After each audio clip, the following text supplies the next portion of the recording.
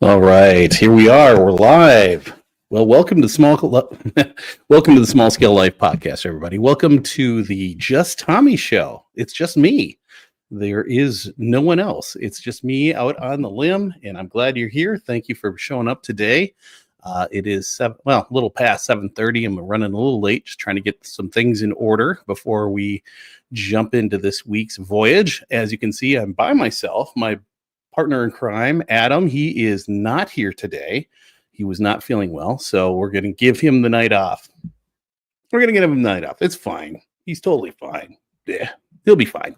But we hope you're feeling better, Adam, and you'll be back on the show hopefully next week, and we can talk about what you can take another voyage into this journey of small business stuff and mindset and wellness and gardening and all that good stuff. So hopefully your carnivore is going well and that you're back on the mend real soon. So we miss you, man. We miss you. It's always fun to kind of play and bounce off of each other. So I'm going to be doing it solo tonight, and it's going to be interesting because I haven't done a live stream all by myself for very long in a long time. So let's talk about some things today. Okay, so we're going to get into gardening. We're going to talk some birds. We're going to do some questions and answers. I did get some questions and answer questions on Facebook. We'll go through that.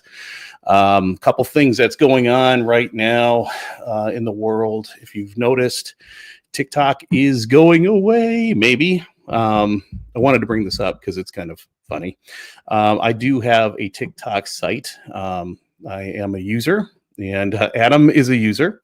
I do have, I'll bring it up for you, have my profile. I'll show you what that looks like. Let's see. Let's do this. Hold on. Bear with me for a second. So I've been using TikTok for a while, and you can see my profile here. You can see that I've got almost 500 followers, and it's been one of those things where I haven't put a ton of time into it because all of this discussion about TikTok going away came up. It's at one time I even had two TikTok sites. I had Small Scale Gardening and then Small Scale Life. You can see that there's just a whole bunch of stuff, a lot of garden videos when I was doing the build. So I don't want to lose all that stuff, because this kind of documents the whole process of building the garden. And there's some stuff here that doesn't show up on YouTube, and I'll probably have to download the stuff if it's going away. I mean, it's just good to see progress over time. I mean, this right here, the skinnier guy, that was after the Whole30 challenge, and I like that look. I like that. And here's where I got my first barrels, to build barrel gardens. We're going to get into that tonight. So we'll see what happens to TikTok. We'll see what the Supreme Court does. One thing I do like about TikTok is, you can get suddenly, and Adam's been way better than me at this. Sometimes you get a stinker one, right? 25 views. That's not much. And then suddenly it'll go up to 500 or 700 or 900. And it's just really kind of rando, how it goes sometimes. But that's the algorithm, right? Yeah, look at you, Adam. Cough, cough, cough. Ha. And since we're talking about Adam, we'll bring up his Modern Frontier. And he embraced this a lot earlier than I did. And look at that. He had 26,000 followers. He's had some that have gone really well. Look at that, almost 9,000 views. He's had some that even went higher than that, like 13,000 views. That's pretty good. That's that's kind of viral, right? In our little world. So, here's another one. Look at that, 46,000. Very nice. Very well done. Very respectful. Very demure. Look at this one. This was a funny one, actually. We'll show you this one. There it is. There it is. We'll play this one real quick.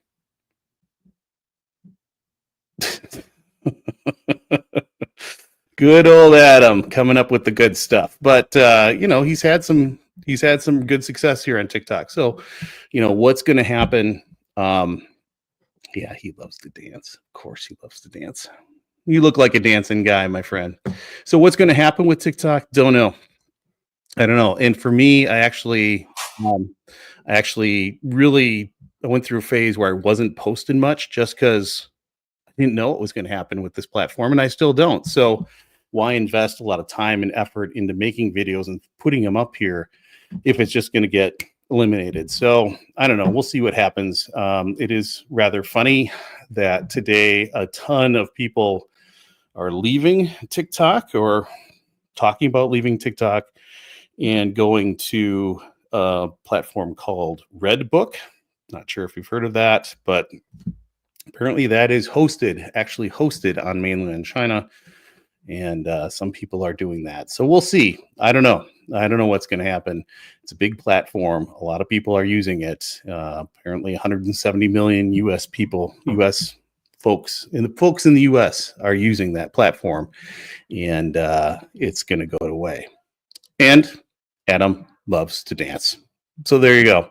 We'll see what happens with TikTok. But in the meantime, for me, I was trying to drive people to the YouTube site and where we're hosting this chat, and I'll probably put on the Small Scale Life podcast or the Small Scale Life website. So as we wind up and start talking about that, I kind of went through this last week, but I wanted to show this again. I have been making some changes over here at Small Scale Life, the podcast. Talking about trying to separate out a little bit the wellness side with the journey within, and hey, who's that guy? And start to develop some of those pieces here, and then back on the journey outside, kind of going through the gardening and homesteading and stuff. And I actually had cleaned this up a little bit, and apparently I must not have saved it. So it's all what you do on the weekend, right? Weekend warriors. So that's going on in the background. One other thing I'm pretty proud of is I cleaned up the podcast page, so you can literally binge all of the podcast episodes, and I don't have to edit those or add those. They're all just coming right in from the RSS feed. So every podcast episode is right here. Same thing with YouTube. So every YouTube, oh, look at that. Every YouTube video is here on the page under YouTube, and I don't have to worry about trying to link those up or post them anywhere. It's just right there. Oh, so distinguished. Of course, my brother, of course. So, yes. Oh, Adam, am I crackling tonight? I mean, is it sounding okay? Just got to ask my brother from another mother. So let me know in the chat, my brother. I did set it up right before we jumped in. So other things, we're starting up my backyard birds page, and this has been a fun little project. Really been working hard coming up with ideas for this, and I think we'll go back to TikTok for a second. So bring this back up, and I'll change this out.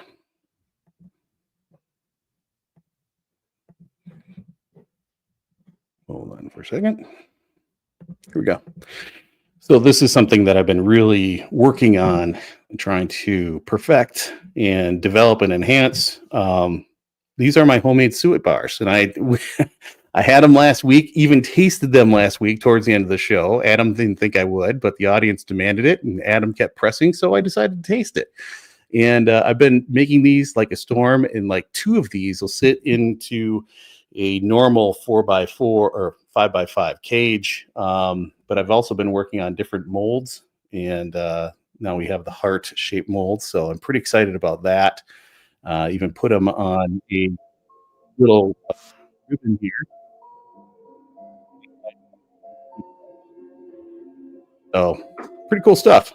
Pretty excited about that. And I'll be setting up. Oh, thank you, brother. I'll be setting up a Etsy page for that, and also probably sell that on Marketplace, another Facebook Meta product. So yeah, there we go, folks. There we go. We're going to get into and hit me up more about that. We'll be talking about backyard birds in a minute after we get through some garden chat stuff. Get this going. So wanted to talk a little bit about the plan for 2025. I brought this up last year, and this is the landing right here on the banks of the Willow River. This is the Willow River right here. It connects in with the Willow right there. You can see the backyard garden is in the back corner. So we truly are on the banks of the Willow River back here. And you can see my two wicking beds right there. Get a little closer. Love this photo, actually. And you can see me getting water in the garden back there. This is all shoreline right here with decorative grasses. There is asparagus over back in this corner, but the grasses kind of overwhelm it. The other thing is that I didn't have the hybrid rain gutter grow systems back in here, which I do now, and we'll talk about that in a minute. But these are my pride and joys, my two wicking beds here. We do have a wicking bed. I wonder if I can get over here. Oops. Yeah. We do have Julie's wicking bed is right up here in this corner. There was a big built-in garden here that was right up against the siding of the house, and we tore that out. It was just, we didn't want that to start to rot the house. And it had been there for a while. It was loaded with concrete. Some mice had houses in there, so we had to remove that. And so now this is a watering trough. And this was an interesting one because can't really see it in this photo, but we got it from a friend. It's a hog feeding trough, and there's actually a slot here where the corn or the feed would come out. So it's a pretty cool wicking bed, and it's just for decorative flowers and such. It doesn't show it here, but this is where our little library is, and we've really started a pollinator garden here. So that's pretty cool. And we've added to it with bee balm and black-eyed Susans and some other things. Here, this spot here, we're going to take a closer look at this. This is where the former owners had what they called Wee Village.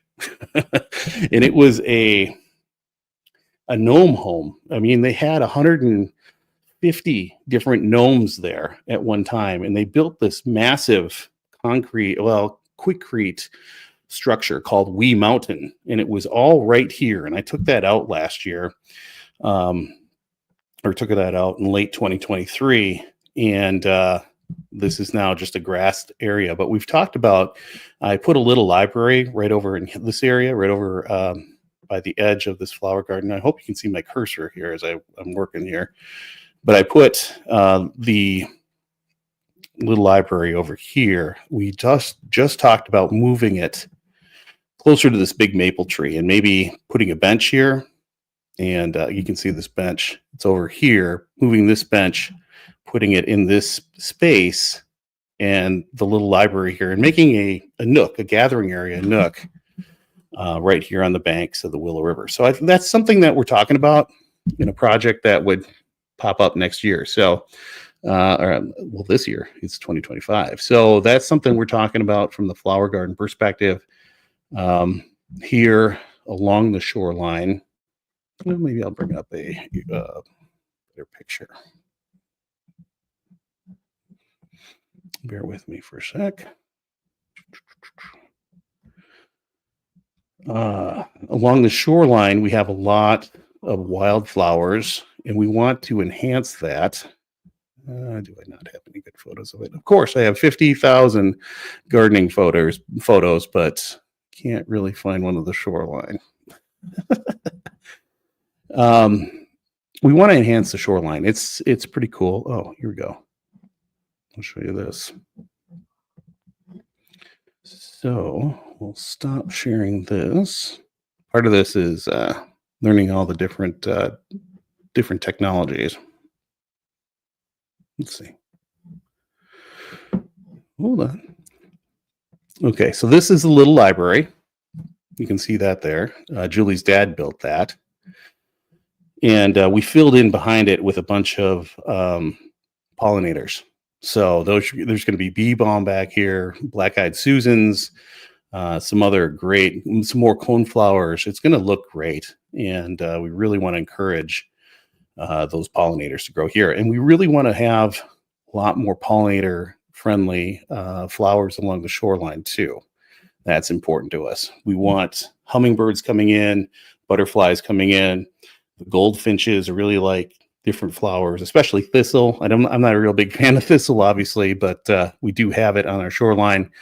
A little bit would be good, but we do not want to have a ton of that because it'll just take over. It's very invasive and it's really hard to get rid of. So we want to encourage the pollinators to be here. Last year, I did have a lot of monarchs came through, and I actually found a couple of monarch caterpillars in the milkweed. So that's a win, man. And I gotta get some.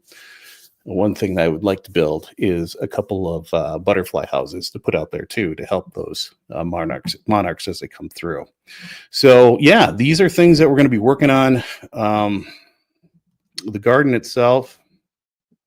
Oh, let's see. We'll just bring this up. It's funny because I can see things and you can't. Let's share the screen again. I didn't realize there were other photos of me working in the garden.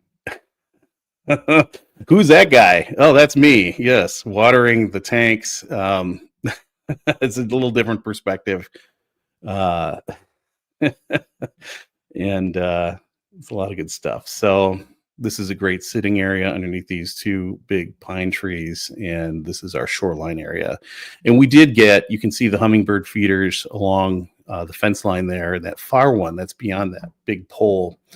That was a very popular hummingbird feeder, very popular oriole feeder was over there too. So we really want to keep encouraging that. We had a ton of orioles in last year, and we want to keep them coming in. Let's show you what that looks like. So everybody on the podcast, you really should check out the video because this is where all the action is happening this week. There it is, the garden, and this was, I think, early August, and well, actually no, it was a little bit later in or early September, I think. So here's the garden in that corner of the lot, and it's not a square shape; it's kind of a weird trapezoid, and I think it's like 12 feet across, 50 feet deep, and this side along the river parallels the straight edge of the west side, but then it starts to curve in as it heads towards that pine tree in the back in the far northeast corner. So that it isn't a nice rectangular garden. It's a little wonky, just like me, a little wonky, right? So it was great to garden again. It was really a lot of fun. It's been a long time since I had a chance to garden. I had to pull out the big garden I had, or the garden I had in North Minneapolis in 2020 when we moved, and really didn't have one. Even at the farm, didn't really have one. So it's been since 2020 since I've had a garden again. And you kind of, it's like riding a bike, but then, you forget how things work, right? Like, oh, I have to squeeze this thing for the brakes, or I have to shift gears going up a hill. There's things that you forget because you haven't done it in a while, right? So, I've got those little cabbage worms on my broccoli plants, and you got to get those off. Or, oh, yeah, I should probably make up some worm casting tea and get it on the plants. Or,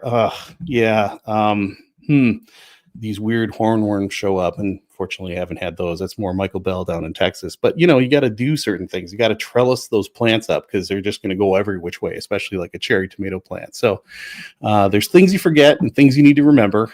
And this was a good year to kind of break things off. And I had a great year actually gardening this year. I had a lot of fun with it. I had some frustrating parts of it too, especially this back corner back here, and I'll talk about that in a second. But growing tomatoes, fantastic. Did great. I got so many tomatoes that I really need to deal with this weekend when Julie's going to be doing some traveling. So I'm going to be, I froze all my tomatoes, so I'll be starting to work with those this weekend actually. And you can do that. You can freeze your tomatoes and bring them out later. Work with them. So that's what I'm going to be doing. I'll have a bunch of videos up on that as I make some salsa and other things. So let's see. I thought I could zoom in, but I guess I can't. So the way I designed this, I needed a fence. That was clear. I get a lot of deer that are coming from back in this back corner near the fence, and they're coming right through the property. They go in a circle around this whole pond, and I see them up by the railroad tracks. I see them over in my neighbor's yard. I see them across the pond, and we've seen them come right through. I've had 6 to 8 to 12 deer coming right through the yard. So if I didn't have this fence, it'd be old country buffet time, and they would eat everything in sight. But I didn't have anybody jump the fence. It's only 6 feet high. Didn't have anybody jump the fence this year, so I'm very thankful about that. And I'm very glad I put the fence up first. So I made some of the design or some of the build a little difficult because I put the fence in and then was like, oh, and now I got to get all this wood chips in, and now I got to move these wicking beds in, or the wicking beds were there, but the hybrid rain gutter grow systems, they were a little big, and I actually had to take this cross piece away, take that down off the gate because it was getting in the way. But that's a story for another time. It was fun getting back in there. I grew tomatoes. I think I had 5 or 6 varieties of tomatoes in this all crammed into this wicking bed here. This wicking bed that's closest to me, taking the photo. In the second wicking bed, I had broccoli, I had basil. I had a ton of basil in there, and I had 4 or 5 zucchini plants crammed in the back half of that. And I quickly learned too much. Less is more for zucchini, right?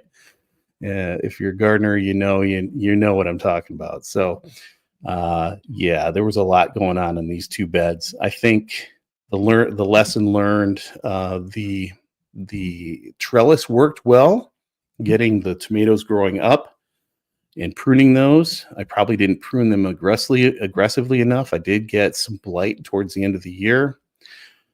Too much zucchini. The broccoli kind of got crowded out by basil and zucchini. I did have a basil forest. It was great.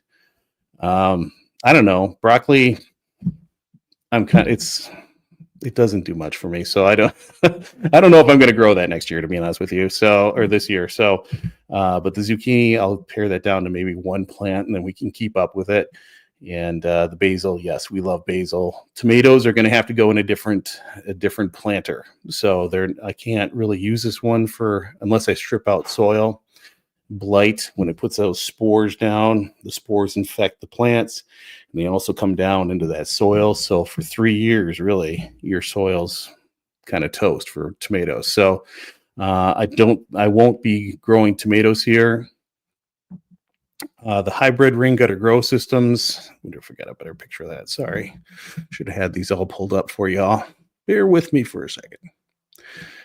The hybrid rain gutter grow systems did work, but I had to make some modifications. Not to the tables themselves, but to the garden. So I'm just looking for the right photos. As Julie's talking on the phone upstairs, we can all hear. Hold on, bear with me for a second. So, the hybrid rain gutter grow systems had here we go. There we go. Excellent. This is kind of end post-season here. Let me pull this up. Working with technology, y'all. Okay.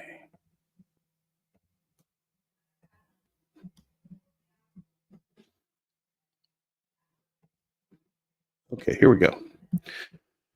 So these are my version of a hybrid rain gutter grow system. You might be saying, well, what the heck is that?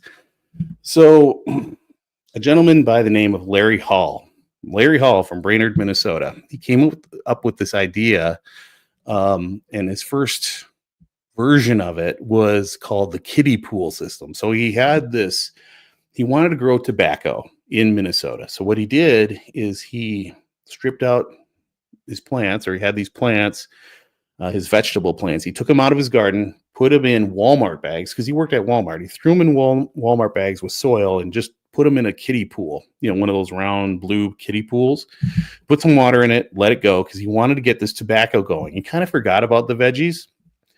Turns out that he created the very first rain gutter grow system. The kiddie pool system was grow bags, essentially grow bags in a kiddie pool. This is a little different version of that. You know, he came up with other designs using a rain gutter. He came up with another design using pipes with holes drilled in them and net cups. I've done the pipe with the hole in the net cup before. It works. This is my version that I kind of came up with in Minneapolis, and this was a little different version of that because there's no liner in here. I was using some water resistant paint for this, and those are grow bags full of soil, full of compost. And I was growing, what was I growing in here? I was growing cherry tomatoes. I grew green beans, pole beans, peppers, and I also grew cucumbers and a delicata squash. So this is end of season. We're done. I pulled everything out, but you can kind of see how I designed it with just a simple table with plywood underneath with this water resistant paint. I mean, it's waterproof. And I actually put 2 drain holes with PVC pipe in the middle, about 2 feet from this end, 2 feet from this end. Same with this design here. It worked. That worked. I had a frustrating year. I talked about it quite a bit on YouTube. Frustrating year with peppers. And I think part of the problem was the soil that I was using. I think another part of the problem was a tree that was in the way. And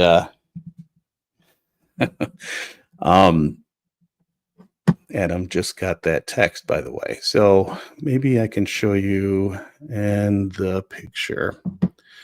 Maybe I'll find an earlier picture. So I was having problems with soil, and I was having problems with light. Like I say, you can grow as long as you have light, water, and nutrients. And I was missing 2 of the 3. One, the hybrid rain gutter grow system here's a good example right here. I'll pull it up.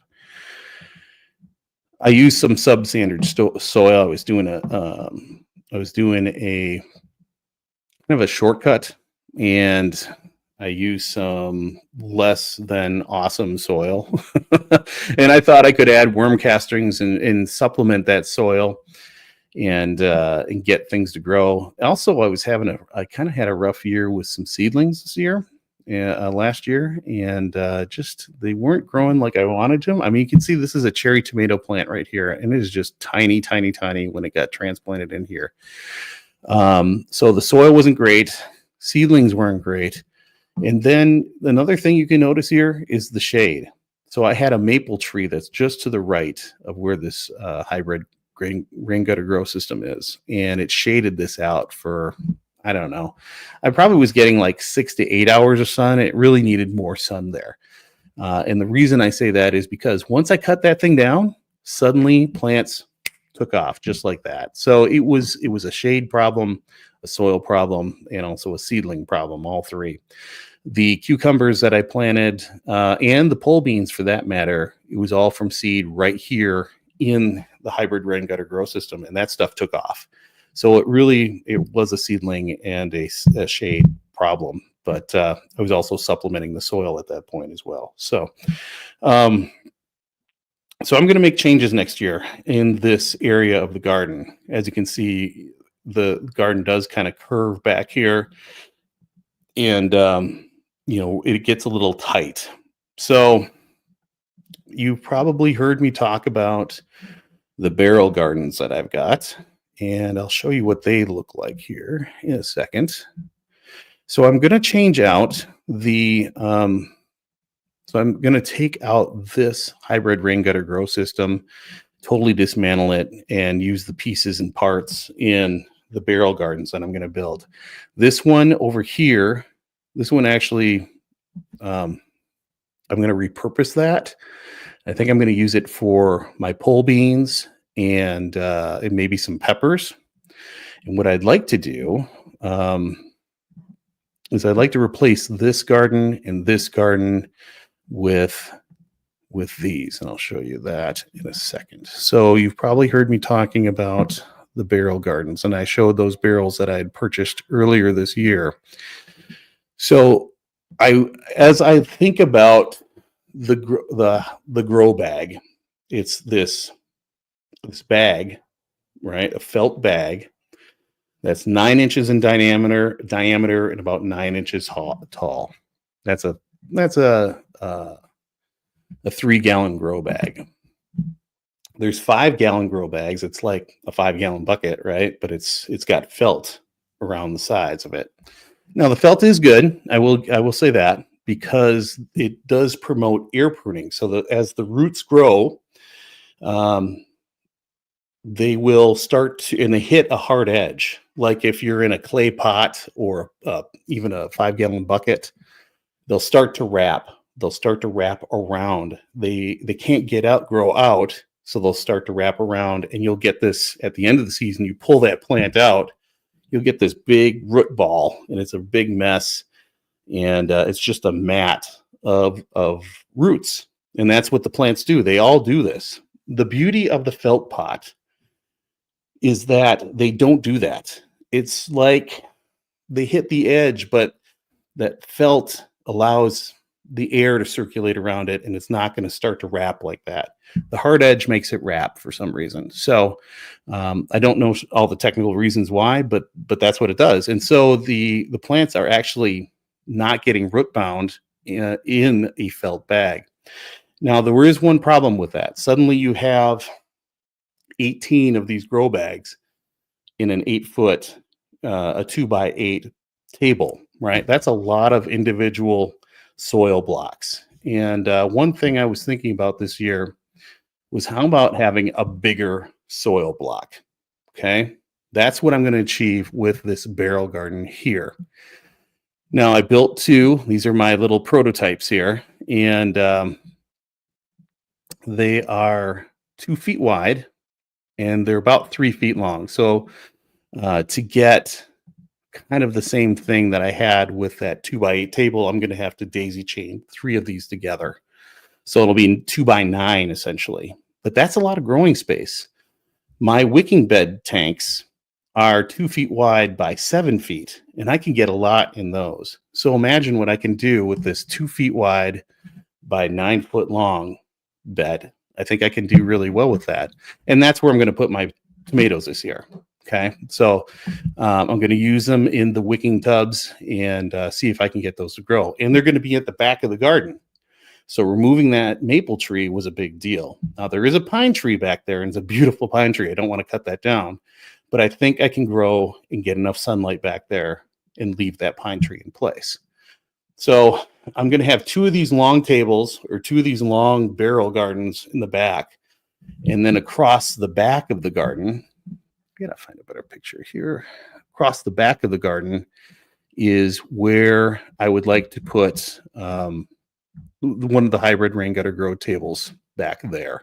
And that'll be kind of almost create like a keyhole type garden, and be the bookend of that garden, of that area back there. I'll show you what I mean in a second, because I got some photos coming up. I think I do anyway. Again, sorry, I should have had these all pulled up for y'all instead of searching while I'm doing a live stream. Lessons learned, right? Nuts. Anyway, so the idea is to create kind of a keyhole garden back there and really maximize the space I've got. Yeah, that's close. The picture I had was close. Yeah, that's not the one I wanted. You know, when you take 1,000 pictures, it's like, where did I put it? I think it's going to be right in here, though. So that's the idea, is to create kind of this keyhole garden. The other thing that I'm really big on is using trellises and going vertical. And by doing this keyhole design, I can go vertical behind and use the fence behind, the back fence of the garden, which would be great. You don't want the deer to come in and munch everything because, they're just hungry and they're going to eat everything in sight. So I'm going to have to experiment with that and see if I can manage that. Let's see. That's not what I'm looking for. Here we go. So this was a shot early in my season anyway, showing the garden here. So you can see how shaded, this is the wicking tank right here. They're the wicking bed. Again, 2 feet wide, 7 foot deep. And you can see how many tomatoes I jammed in there. It's quite a few. To the back, and then I've got my gate. Into the back, you can see the 2 hybrid rain gutter grow tables back there.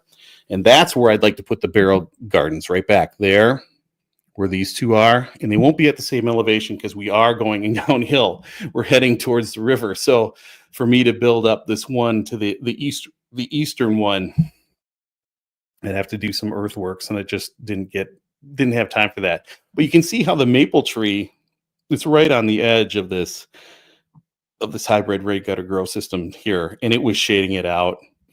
They just were not growing. The peppers did not grow there. They did not like it at all. So that maple is gone, really opened things up.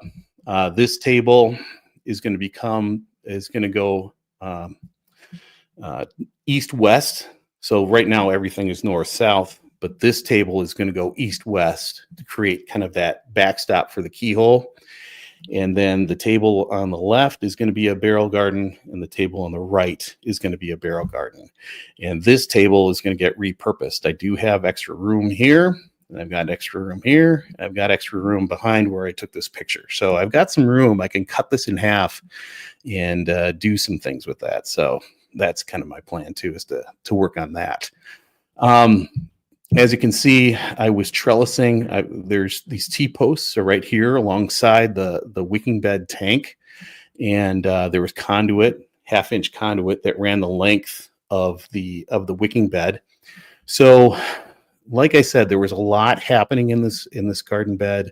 These tomatoes did get blight. So this tank is kind of, unless I strip out the soil, it's kind of burned for 3 years because you get that blight and the spores live for 3 years. So what I want to do is repurpose this trellis, this T-post, the 2 T-posts to the west, to the left of this picture. I want to move those next to the tank to the right. And so what I'm going to do is build the arch, right? Have an arch of green beans.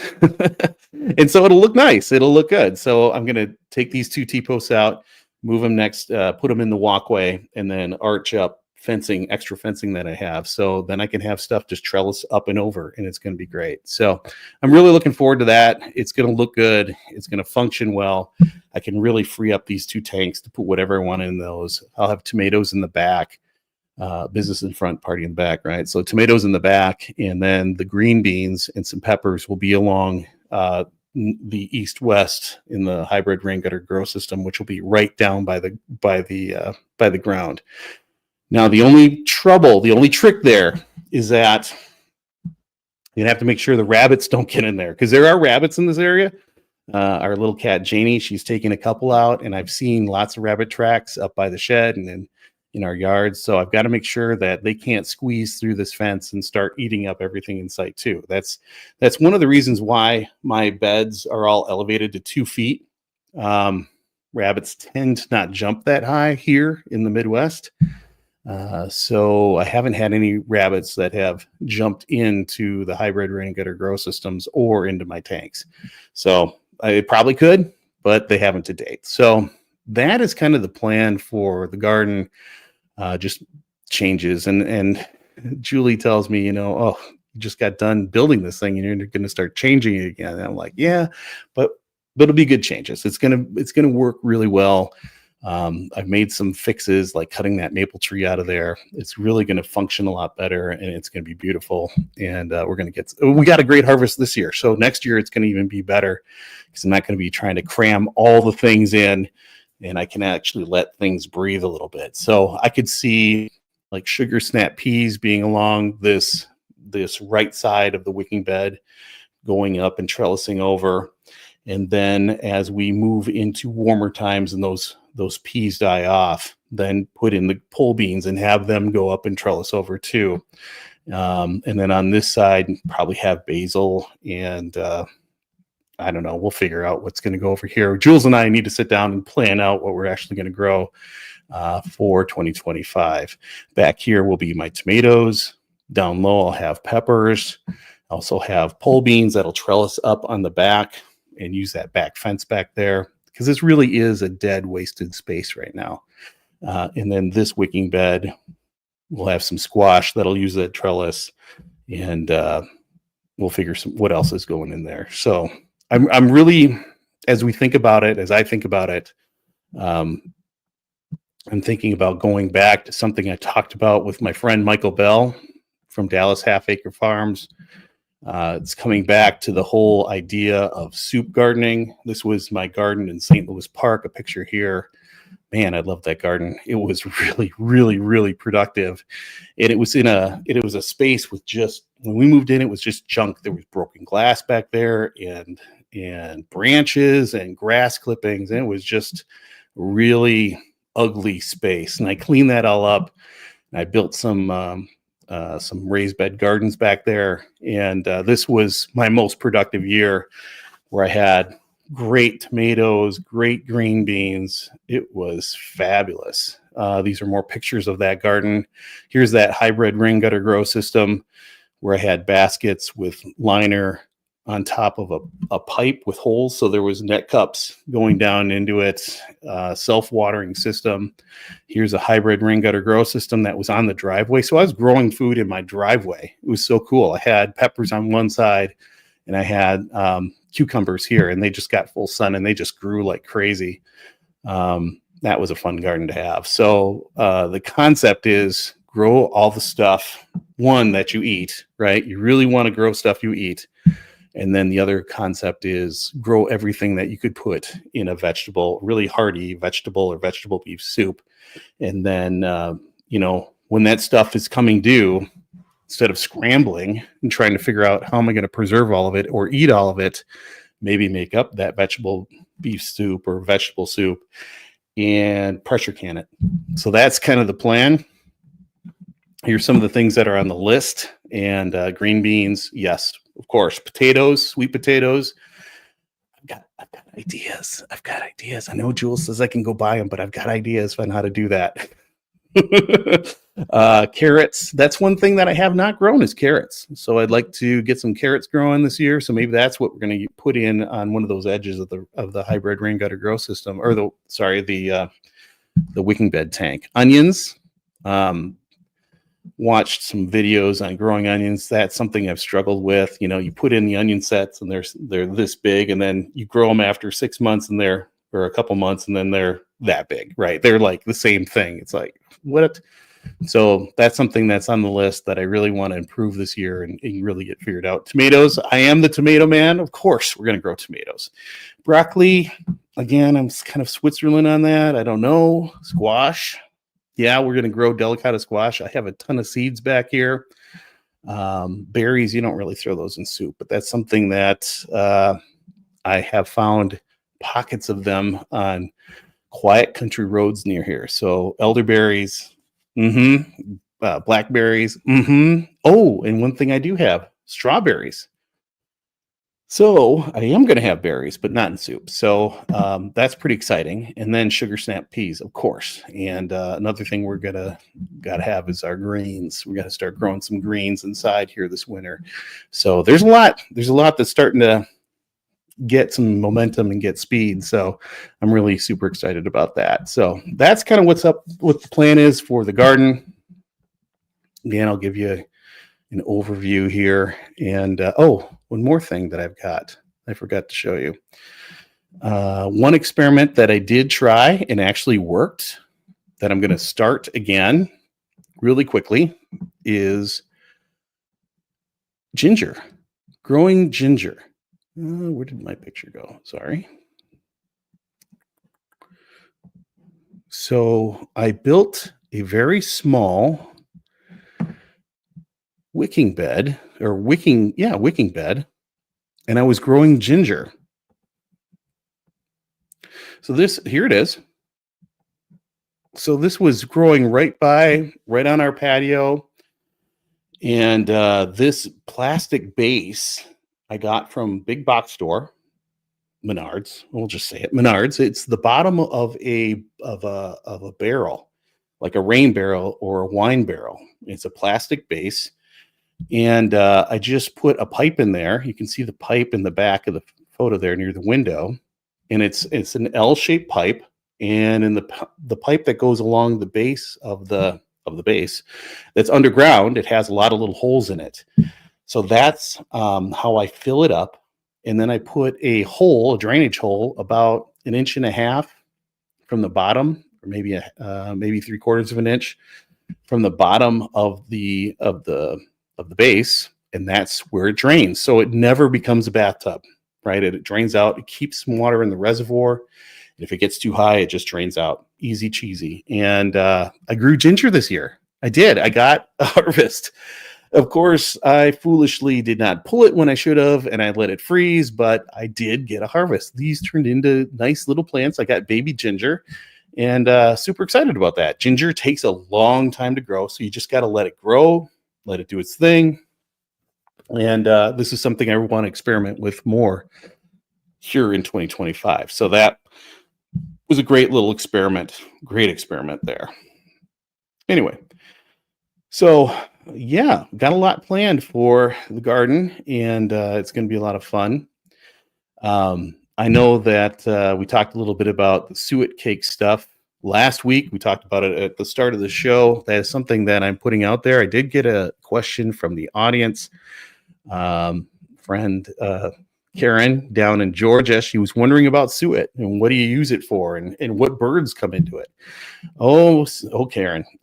So suet is a superfood for the birds. It's high calorie. Think of a power bar, right? With peanuts and peanut butter.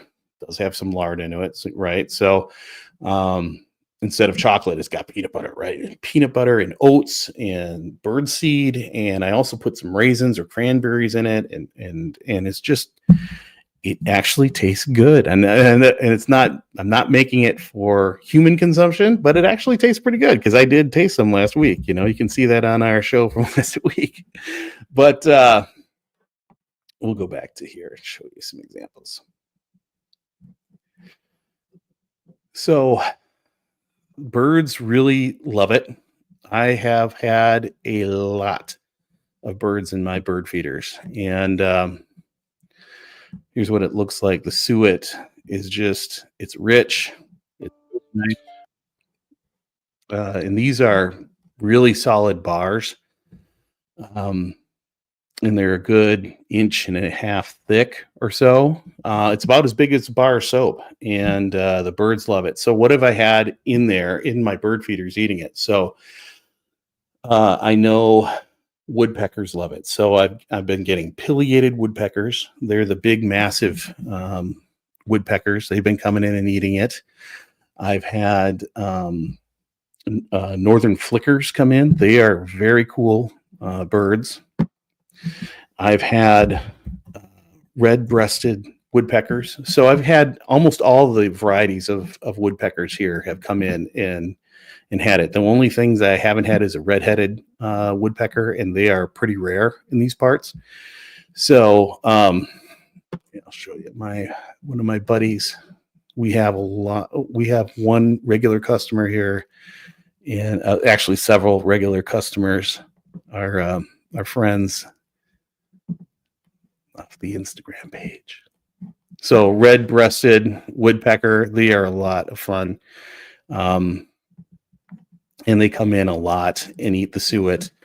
The pileated woodpeckers are just fabulous. They're like Woody Woodpecker, right? Oops. There you go. This is kind of a rotten picture, but this is a male and a female pileated woodpecker have come in. I've had downy woodpeckers, hairy woodpeckers. They're smaller. great birds coming in to get the suet. Blue jays, cardinals, juncos, dark-eyed juncos. They're our favorite little critters up here too. They come down when it gets cold and snowy out, and they remind me of a little Wisconsin penguin. That's what I call them, is Wisconsin penguin. They make little noises, and they're kind of fat, and got the dark eyes and the white bellies, and they're just very cool little birds. We've had eastern starlings coming in lately. Like this week, they suddenly showed up, and I'm really surprised by that because I thought they were gone until the grackles came back. But here, the eastern starlings are back. They can be a little mean. They like to kick out other birds from the bird feeders, but they're here. Who else have I had in? Lots of house finches. They are little finches with red on their bellies. The male have red on their bellies and on their heads. So we're getting like every variety of bird coming in to our suet feeders, and it's pretty exciting. I have some homemade suet feeders in the back, and I just took logs, drilled holes in them. They're kind of gnarly cedar logs, and the birds love them. They like to hang off of them and peck the suet. And to see the the cardinals get up there and eat it, it's like, wow, that's pretty cool, because they're usually a ground feeder, but they've been jumping up and getting in to the suet. So we've seen all the birds coming in. It's pretty cool. Our bird feeders have been very busy. I did have a bird bath for them, so they were able to get water. Otherwise, they were eating snow. When we didn't have snow, they were really kind of hurting. But my bird bath, we moved our coffee pot, and suddenly it popped the GCFI. So I'm going to have to figure that out, where to put the bird bath so it doesn't pop that anymore. But the birds were coming into the bird bath as well. So we've had really good action out in the backyard. We have had a little drama back there. And what do I mean by drama? It's not the girls. The girls like to look at the birds, but I'll show you the northern flicker. He was super cool. Yeah, just a pretty bird. This is the northern flicker. So all these dots, just the coloring is beautiful. The white and then the yellow tail feathers. And this is a homemade suet feeder that I built right here. It had branches off of it, so I see cardinals or blue jays sitting on this branch and just eating suet like crazy. They love this bird feeder. And so actually I think it's empty, and I gotta load it up tomorrow. So where was I going? Anyway, so it's been very busy in the back. Oh yeah, the drama. We did have some drama in the back. Let me find that picture. We had a hawk show up, a Cooper's hawk, and they are very cool birds. But showed up a couple times this fall. Showed up right around Christmas, and all the birds it was like somebody lit off a shotgun, and they were flying like crazy because they didn't want to get caught by this bird. And he stopped by yesterday. Just calling it a he because I don't know, but the bird came by yesterday, and I was actually taking a video of the heart-shaped suet. And as that bird came in, all the other birds started to make that call, and they were gone. It just emptied just like that. They were gone. So it was pretty cool to see. I mean, he wasn't trying. The hawk wasn't trying real hard. I think he knew he was spotted. I think he was going to a different bird feeder, but it was cool to see that, just to experience that hawk in our yard. And no birds have been caught. So we're doing good.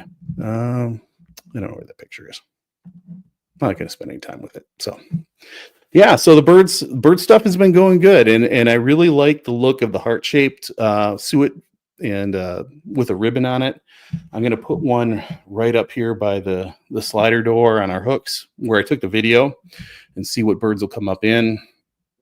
I'm going to make some more molds. Oh, so here's my mold for the heart-shaped suet cake. And as a size comparison, this is the typical. This package right here is from a typical suet cake that you would get at Walmart, the hardware store, big box store, Lowe's, something like that, you can see the size. And this is a little smaller, I know, but it's kind of cool, right? And we're going to have these for Valentine's Day. So if you want some, let me know. I'm also working on a mold right now. This is my piece for my mold. So it's a little bigger than your normal suet cake, right? And I'm good with that. So I want this to be bigger because I like birds. I like them coming in, and I want them to come in to have more suet. This is the stuff you get from big box store, and this will be mine. So I think it'll be real good. So I'm going to be making that mold, making the suet cakes. I have suet bars that are about the size of a bar soap. And what I do with those is, let me find that. Oh, yes. Sorry, folks. I did have this picture. So the drama. Look at that. Look at that critter. How cool is that? So here's our hawk. This was right around Christmas. This hawk came in. It was actually chasing a junco, but the junco got away. And so he took a minute to rest and get his photo taken, And very cool bird. I think it's a Cooper's hawk. It could be a, what do they call him? A shinned hawk. But I think it's a Cooper's hawk. So very cool bird. Didn't get anything in my yard, but it's a very cool bird to see. I've seen so many things here. I mean, we had a hawk that would come in once in a blue moon at the farm, but I would say that is something that we're seeing a lot of different birds here at the landing that we didn't see at the farm. I mean, we had a lot of cool birds there, but we're seeing even more different varieties here, which I'm really thankful for. And it's really fed into my weird bird watching, the bird watching thing, bird watching habit, I guess we'd call it. And it's led me down the path to start making suet cakes and stuff. So we'll just bring it back up here on the Instagrams because I had a good photo of it. Okay. Here we go. All right. So my homemade suet feeder. Here we go. So what I do is I take these, like a pack of cards, right? Those suet cookies, and I cut them in half, and then I put them in. I let them soften up a little bit because I usually have these in the freezer, but then I take them out and put them in the refrigerator for part of the day. And then I cut those in half and I put them into the suet log. So these are half pieces of the suet cake that I put into the log, and the birds just go crazy. The squirrels do too. But this is how I use the suet cookies. The other thing I can do is I can take two of them and put them in a standard cage. So that is going to be the beauty of having my bigger mold, is you can just put one of these in the cage, or you can even put your heart in a cage, right? So that's the beauty of having a bigger suet cake versus the suet cookie. So, or the Tommy cakes, if you would. So yeah, that's kind of what I've been doing and how I've been using the suet here. On the Big Bird Buffet, I do have, which is my big feeder that I built at the farm. It's a homemade feeder. I do have one of the cages on the end, and I put two of the cookies in the feeder this week. So, it's been getting some action from the different woodpeckers, the starlings, the blue jays, and of course the squirrels. So it's been good. All right. So are there any other questions from the audience? Anything you might have for me?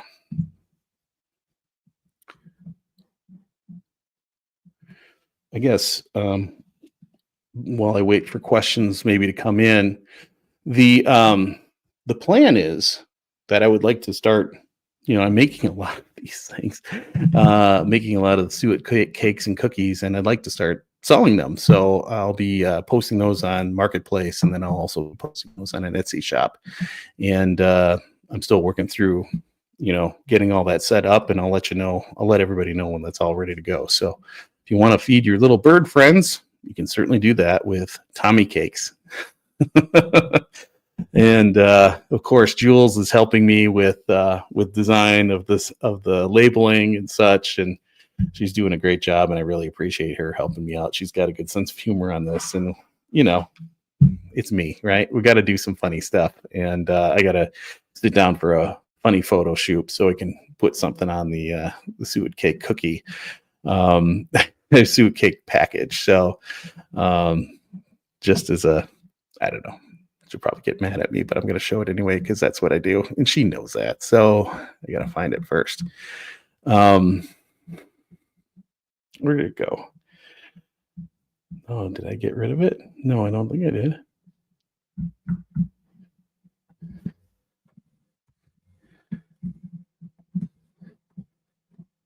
Yeah, I don't know where it went.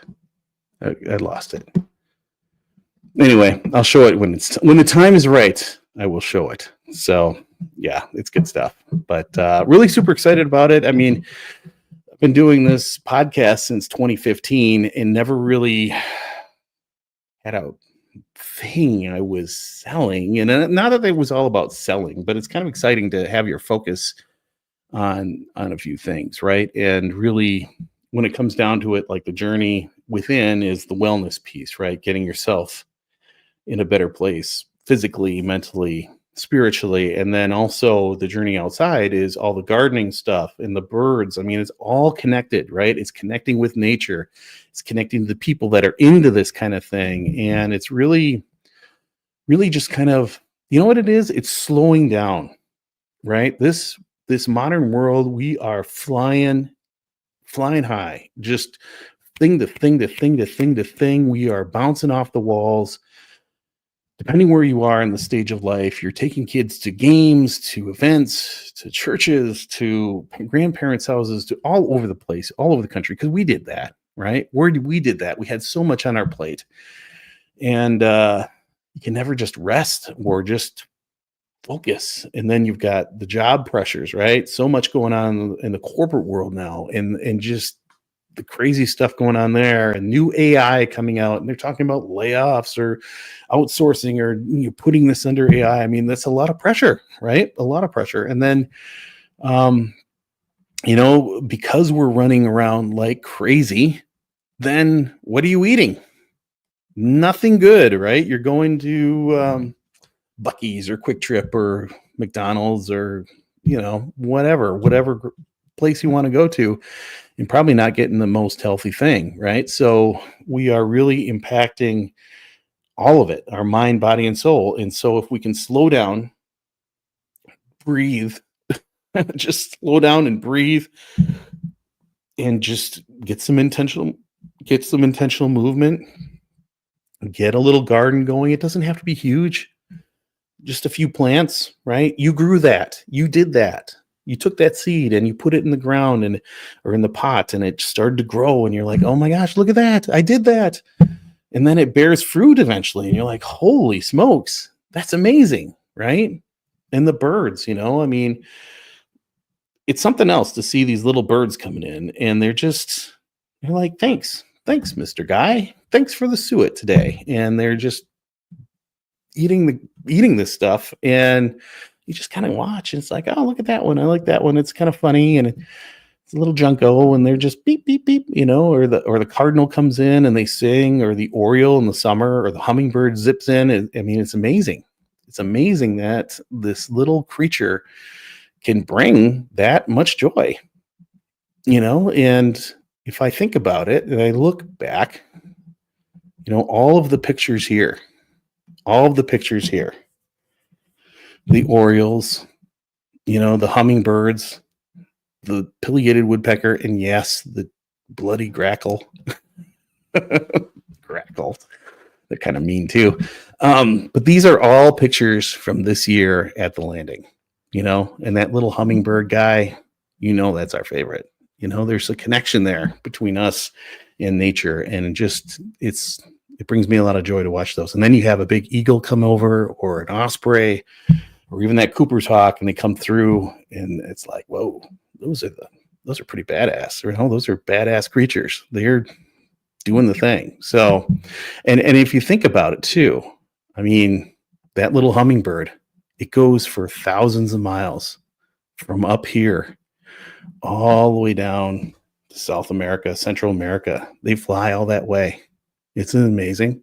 Kind of like the monarchs. They're going down south too. It's an amazing thing. So why not provide a habitat? And you're getting outside, you're getting that movement in, you're connecting with nature, you're connecting with the soil, the land, all of those things. And here, the river, isn't that what small scale life is all about? I think so. So yeah, that's where we're going this year. That's what we're doing this year. Absolutely. It's fun. I enjoy it. So I'm super excited for 2025. I can feel momentum building.